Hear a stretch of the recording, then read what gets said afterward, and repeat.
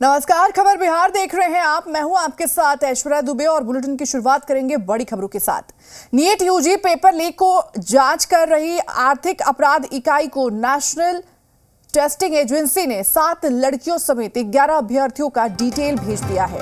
जांच के दौरान ईओयू को परीक्षा माफिया के पास इन अभ्यर्थियों का रोल कोड मिला था। अब ईओयू इन अभ्यर्थियों को नोटिस भेजकर पूछताछ के लिए बुलाएगी। ईओयू यह जानेगी कि परीक्षा माफिया के पास इनके डॉक्यूमेंट और अन्य जानकारी कैसे पहुंची। ये अभ्यर्थी बिहार के अलग अलग जिले से हैं। इनका परीक्षा केंद्र पटना था। ईओयू ने नीट यूजी का मूल प्रश्न पत्र भी मांगा था, लेकिन एनटीए ने अब तक वो नहीं दिया है। वहीं इस बीच एग्जाम के लिए मनपसंदीदा सेंटर चुनने के लिए रिश्वत देने की भी बात सामने आ रही है। ये खुलासा किया है कैसे गोधरा के एक खास सेंटर को एग्जाम के लिए चुना गया। सुप्रीम कोर्ट में सेंटर मैनिपुलेशन की घटना का भी जिक्र किया है। याचिका के मुताबिक इन छात्रों ने गोधरा के जय जलराम स्कूल अपना सेंटर चुनने और नीट क्लियर करने के लिए 10-10 लाख की रिश्वत दी। इस मामले में पुलिस ने जब नीट सेंटर के सुप्रिंटेंडेंट और टीचर तुषार भट्ट को गिरफ्तार किया तो उनके पास से इन छात्रों की बकायदा लिस्ट निकली है।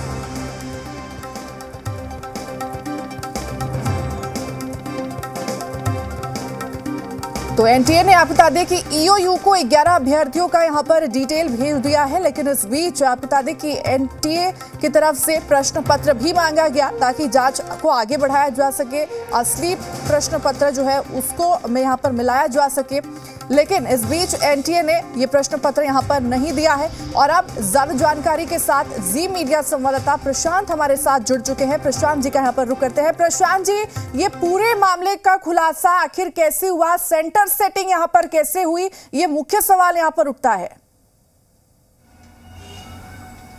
देखिए ऐश्वर्या, जो बिहार के आर्थिक अपराध इकाई है, उस इकाई ने एनटीए को एक लेटर भेजा था।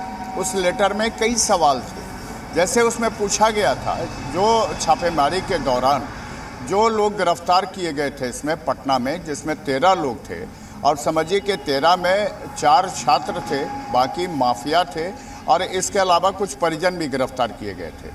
तो जो इसमें एक अपराधी आरोपी है अमित, उसके यहाँ जब छापेमारी की गई तो उसमें कई लोगों के रोल नंबर्स मिले थे। उसमें 7 लड़कियों के रोल नंबर्स थे और 4 लड़कों के रोल नंबर्स थे। इसको लेकर के आर्थिक अपराध इकाई ने एनटीए को लेटर भेजा था और उसमें मांगा था कि जो मूल प्रश्न पत्र हैं, जो जितने भी सेट में हैं, उसकी कॉपी, साथ में ये जो रोल नंबर्स हैं इसके डिटेल, इसके अलावा ये प्रश्न पत्र कहाँ छपाए गए, इन प्रश्न पत्रों को एक प्रेस में छपाया गया या कई प्रेसों में छपाया गया, या जब ये छप गए प्रश्न पत्र तो इनको कैसे परीक्षा केंद्र तक भेजा गया, इसमें नोडल एजेंसी कौन था।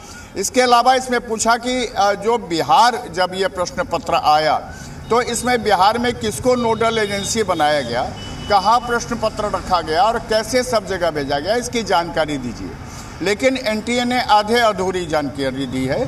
सिर्फ 11 जो छात्रों के नाम हैं उसके पूरे डिटेल एनटीए ने आर्थिक अपराध इकाई को भेजा है, जिसमें 7 लड़कियां हैं, 4 लड़के हैं, और इनको अब एनटीए के से मिले इन नामों के बाद आर्थिक अपराध इकाई इन तमाम 11 लड़कों को नोटिस करने जा रही है। लेकिन ऐश्वर्या, इसमें एक बड़ा सवाल है कि जब आर्थिक अपराध इकाई ने यहाँ पर लोगों को गिरफ्तार किया, अधजले प्रश्न पत्र मिले, लोगों की गिरफ्तारी में जो कबूलनामा है वो तमाम जो आरोपी हैं उन्होंने कबूला, खास करके जो 4 छात्र हैं जिसमें आयुष हैं, शिवनंदन हैं, राहुल हैं, ये तमाम जब गिरफ्तार किए गए थे इन्होंने कबूल किया कि जो प्रश्न पत्र इनको रटाया गया था 4 मई की रात से लेकर 5 की सुबह तक, वो सारे के सारे हूबहू मिल रहे थे।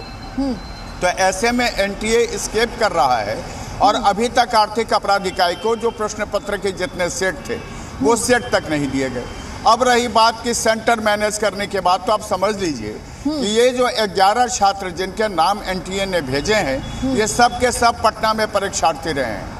आपको और इसका एक बड़ा खुलासा बता दें कि जो प्रश्न पत्र के बाद सवाल पूछे हैं आर्थिक अपराध इकाई ने, उस प्रश्न पत्र के बारे में भी एनटीए ने कोई जवाब नहीं दिया है, क्योंकि आर्थिक अपराध इकाई ये जानना चाहता है कि कहाँ पर ये प्रश्न पत्र छपे, कितने प्रेसों में छपे, एनटीए के कौन कौन अधिकारी थे जिनको इस पूरे प्रक्रिया के बारे में जानकारी थी। उन तमाम लोगों का डिटेल मांगा था, लेकिन एनटीए ने यह सब उपलब्ध नहीं कराया है। और यही वजह है कि अभी आर्थिक अपराध इकाई अपने स्तर से, अपने स्रोत से जो उसके पास डॉक्यूमेंट मिले, जो उसके पास छात्रों के नाम मिले, रोल नंबर्स मिले, जो ब्लैंक चेक मिले, इस सब के आधार पर अभी कार्रवाई कर रहा है। और जिसमें अभी 2 लोग यहाँ आर्थिक अपराध इकाई उसकी तलाश में लगातार छापेमारी कर रही है, जिसमें एक संजीव है, संजीव मुखिया नाम है। ये संजीव मुखिया की तलाश जारी है। इसके साथ एक सिंटू है, जिसके बारे में ये कहा जाता है, जिसका यूपी, मध्य प्रदेश, राजस्थान, गुजरात, महाराष्ट्र और नॉर्थ ईस्ट स्टेट के कुछ राज्यों में इसके बड़े गिरोह हैं और इसके पूरे नेटवर्किंग है, उसकी भी तलाश जारी है। अब आपको बता दें सरिया कि एनटीए ने जैसे ही 11 छात्रों के नाम दिए, अब आर्थिक अपराध इकाई के जो जांच टीम एसआईटी बनाई गई है, जिसमें 8 सदस्य एक आईपीएस के नेतृत्व में बनाए गए हैं, ये लोग इस पे लग गए हैं और तमाम जो 11 नाम है उनको नोटिस जारी किया जा रहा है और उनको पूछताछ के लिए पटना आर्थिक अपराध इकाई के दफ्तर में बुलाया जाएगा। बिल्कुल, तो ईओयू जो है वो अपने स्तर से पूरी तरह से यहाँ पर जांच कर रहा है, लेकिन इस बीच प्रशांत जी देखा जाए तो सुप्रीम कोर्ट को भी अब न्याय करना होगा, क्योंकि बच्चों के भविष्य की बात है, यहाँ पर उनके भविष्य के साथ खिलवाड़ किया गया, ये बातें भी सामने निकल कर आ रही है। तो कहीं ना कहीं अब सुप्रीम कोर्ट को इसको लेकर न्याय करना होगा और एनटीए अब सवालों के घेरे में लगातार यहाँ पर नजर आ रहा है। जवाब अब एनटीए को यहाँ पर देना होगा। देखिए ऐश्वर्या, सुप्रीम कोर्ट में लगातार इसको लेकर के इस पूरे जो परीक्षा प्रणाली है, इसको लेकर के रिजल्ट में जो जिस तरह से या इसमें धांधली अपनाई गई, जिस तरह से ग्रेस मार्किंग का एक नया तरीका अपनाया गया, तो इस सब को लेकर के वहाँ पर कई रिट याचिकाएँ दायर हुई। कल भी रिट याचिका पर सुनवाई हुई है और आज भी, जहाँ तक मेरी जानकारी है, ये रिट याचिकाओं की एक लंबी फहरिस्त है। ये सब क्रिमिनल कॉन्स्पिरेसी के तहत दायर किए गए हैं। इसमें बिहार से भी दायर किए गए हैं जो कई याचिकाएं हैं, जिसमें यह कहा गया है कि जब पटना पुलिस ने इस पूरे मामले की तहकीकात शुरू की और उसमें लोगों की गिरफ्तारी हुई, उसके बाद भी अगर एनटीए पटना पुलिस को मदद नहीं कर रहा, आर्थिक अपराध इकाई को मदद नहीं कर रहा है, तो इसके पीछे की वजह क्या है? देखिए, जिस तरह से गोधरा में जयराम जो एक सेंटर था, वहाँ पर परीक्षार्थी परीक्षा देने के लिए 10-10 लाख रुपया उन्होंने घूस दिया और उस सेंटर से लगभग समझिए कि 1-1 हज़ार किलोमीटर दूर के लोग जाकर के वहाँ परीक्षा दे रहे थे। तो सीधा मतलब था, क्योंकि जो तुषार भट्ट वहाँ से गिरफ्तार किए गए सेंट्रल सुपरिटेंडेंट और जो वहाँ के टीचर थे, और उनके जो मोबाइल में जो डाटा मिला, उससे भी साफ जाहिर हो गया कि बच्चों को पैसे लेकर के वहाँ पर सेंटर मैनेज किया गया था। तो आखिर इतने बड़ी धांधली हुई, इतना सब कुछ हो रहा है और एनटीए का जो रवैया रहा, सुप्रीम कोर्ट में तो कल वो उन्होंने 1516 जो छात्र हैं उनके परीक्षा दोबारा कराने की बात तो कर दी, लेकिन पेपर लीक मामले पर अभी तक एनटीए ने अपनी तरफ से कोई सफाई नहीं दी है कि ये पेपर लीक के सारे डॉक्यूमेंट वो आर्थिक अपराध इकाई बिहार को क्यों नहीं दे रहा है। देखिए, ये बड़े सवाल हैं। यहाँ के छात्र जानना चाहते हैं कि अगर ये सारे कुछ की जांच हो जाए तो निश्चित तौर पर बिल्कुल, और जब एनटीए में जो बड़ा एक गैंग कराएगा और डॉक्यूमेंट्स यहाँ पर देगा, सहयोग करेगा, तभी इस मामले का खुलासा सही तरीके से होगा। हालांकि अब देखना होगा कि जिस तरह से कार्रवाई चल रही है आगे और क्या कुछ अहम खुलासे यहाँ पर होते हैं। ठीक है प्रशांत जी, तमाम जानकारी साझा करने के लिए और जुड़ने के लिए आपका बहुत बहुत धन्यवाद। बड़ी जानकारी अपने दर्शकों तक पहुंचा रहे हैं।